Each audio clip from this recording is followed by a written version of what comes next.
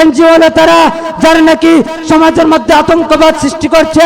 NGO হলো তারা যারা নাকি আমার তাগড়া তাগড়া যুবক সন্তানদেরকে মায়ের বুক থেকে কেড়ে নিয়ে খ্রিস্টান ধর্মের প্রতি আহ্বান করছে।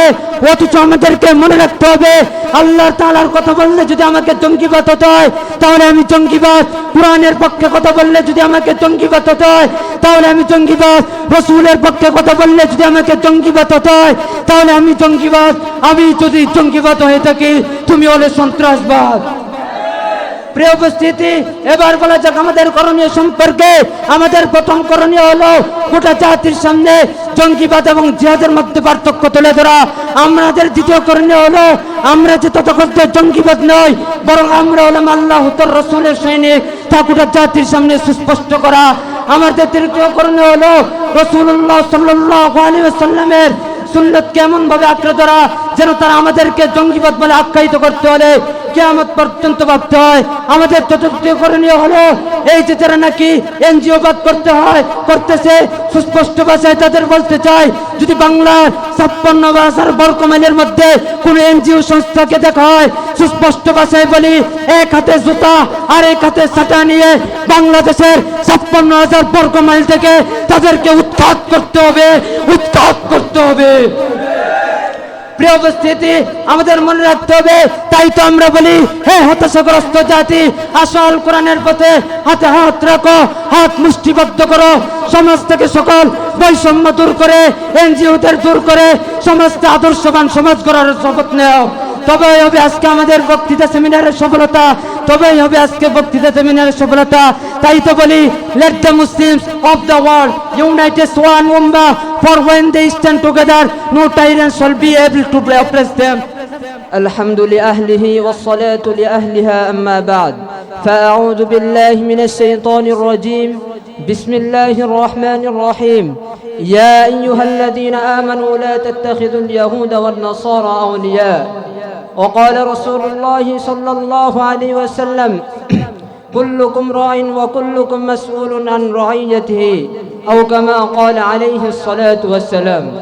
আল-আকসা কর্তৃক আয়োজিত আজকে এই ভন্নাট্য সেমিনারের সম্মানিত সভাপতি, ন্যায় নিষ্ঠার কলম হাতে বিজ্ঞ বিচারক মণ্ডলী ও সুদক্ষ পরিচালক, বাংলার প্রত্যন্ত অঞ্চল থেকে আগত আগামী দিনে মুসলিম উম্মাহের নেতৃত্ব দানকারী ছাত্র ভাইয়েরা, সকলকেই জানাই আমার পক্ষ থেকে আন্তরিক শুভেচ্ছা অভিনন্দন। প্রিয় উপস্থিতি, আজকে আমার আলোচনার নির্ধারিত টপিক হলো এনজিওদের অপতৎপরতা ও আমাদের করণীয়। I try to discuss my subject ইনশাআল্লাহ। ডিয়ার অডিয়েন্স, আলোচ্য বিষয়ের উপর আলোচনা করতে হলে প্রথমে আমি আমার বিষয়টিকে দুভাগে ভাগ করতে চাই। একটি হলো এনজিওদের অপতৎপরতা, দ্বিতীয়টি হলো আমাদের করণীয় সম্পর্কে। প্রথমে এনজিওদের অপতৎপরতা সম্পর্কে আলোচনা করা যাক। আলোচ্য বিষয়ের উপর আলোচনা করতে হলে প্রথমেই আমাদের জানতে হবে এনজিও মূলত ইংরেজি শব্দের মূল রূপ, যার মূল রূপ হচ্ছে নন গভর্নমেন্ট অর্গানাইজেশন। প্রিয় উপস্থিতি, তবে বর্তমানে এনজিওদের সুপরিচিত পরিভাষা হলো তারা মুসলমানদেরকে তাদের মায়ের বুক থেকে কেড়ে নিয়ে হিন্দুস্তানদের খ্রিস্টান ধর্মের প্রতি আহ্বান করে। প্রিয় উপস্থিতি, আজ যখন সারা বিশ্বে এনজিওরা অপতৎপরতা বেড়েই চলছে, মুসলমানদেরকে তাদের মায়ের বুক থেকে কেড়ে নিয়ে, ইসলাম থেকে কেড়ে নিয়ে জাহান্নামের দিকে ঠেলে দিচ্ছে, ঠিক এহেন মুহূর্তে এনজিওদের অপতৎপরতা ও আমাদের করণীয় সম্পর্কে আলোচনা করা বাস্তবিক পক্ষেই সময়ের দাবিদার। প্রিয় উপস্থিতি, প্রথমে এনজিওদের মূল লক্ষ্য ছিল তারা হিন্দুদেরকে আহ্বান করে তাদের খ্রিস্টান ধর্মের প্রতি নিয়ে গেছে। যখন নাকি হিন্দুদের প্রতি তারা সফলকাম হয়ে গেছে, তারা লেলিয়ে গিয়েছে মুসলমানদের প্রতি। মুসলমানদের পাড়ায় পাড়ায়, মহল্লায় মহল্লায় তাদের এনজিওদের সংস্থাদের তাদের ব্রাক স্কুলের নামে স্কুল তৈরি করে দিয়েছে এবং আমাদের ছোট ছোট বাচ্চাদেরকে তাদের টিচাররা এই বলে খ্রিস্টান বানাইতেছে। তারা খাবার দেয় আর বলে, বলো এই খাবারটা কে দিয়েছে? তারা সকলে এক বাক্যে বলে, জি টিচার আপনি দিয়েছেন। তখন এনজিওদের সেই টিচার বলে, এই খাবার কি তোমাদের আল্লাহ তাআলা দিয়েছে? তখন তারা এক বাক্যে বলে, না আল্লাহ তাআলা দেয়নি। নাউযুবিল্লাহি মিন যালিক। ঠিক তেমনি ভাবে তারা ফ্রি হসপিটালের নামে মুসলমানদেরকে এরকম ভাবে খ্রিস্টান বানাইতেছে। তারা মুসলমানদেরকে প্রথম একটি নরমাল একটা ট্যাবলেট দিয়ে বলে, এই ট্যাবলেটটি তুমি মুহাম্মাদের নাম নিয়ে খাও। যখন নাকি মোহাম্মদের নাম নিয়ে খায় তখন তারা ভালো হয় না, পরে বলে এবার তুমি যিশুর নাম নিয়ে খাও, ভালো ট্যাবলেট দিয়ে বলে, তখন তারা এরকম ভাবে ভালো হয়ে যায় আর খ্রিস্টান ধর্মের প্রতি আহ্বান করে। কিন্তু তারা এই এনজিও সংস্থারা মুসলমানদেরকে, আলেম ওলামাদেরকে তারা জাতির সামনে জঙ্গিবাদ বলে আখ্যায়িত করতেছে। আজ আমাদের খুব মনে পড়ছে সেই দেশগুলো যেখানে তাগুত রাষ্ট্রযন্ত্র দাজ্জালি মিডিয়া বারবার স্পষ্ট ভাষায় বলেছে জঙ্গিবাদ মানে কি। বিএনপির সিটিডিসি ইউনিট ও ঢাকা ইউনিভার্সিটি ক্রিমিনোলজি বিভাগের যৌথ উদ্যোগে প্রকাশিত একটি গবেষণা প্রতিবেদনে বলা হয়, বেগানা নারীদের সঙ্গে কথা না বলা নাকি জঙ্গিবাদের আলামত। যেসব পরিবারের মা বাবা তাহাজ্জুদের নামাজ পড়ে এবং সন্তানরা নিয়মিত নামাজ পড়তে বলে, এসব পরিবারের সন্তানরা নাকি জঙ্গিবাদের জড়িয়ে পড়ার ঝুঁকি বেশি। মোহতারাম হাজরিন, সম্প্রতি বাংলাদেশ নামক একটি এনজিও সংস্থা জঙ্গি শনাক্তকারীর উপায়গুলোর একটি তালিকা পেশ করে।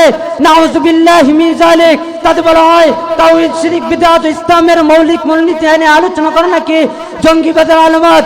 দাড়ি রাখা, টুপি পরা নাকি জঙ্গিবাদের আলামত। বেগানা নারীদের সঙ্গে কথা বলা না বলা নাকি জঙ্গিবাদের পূর্ব লক্ষণ।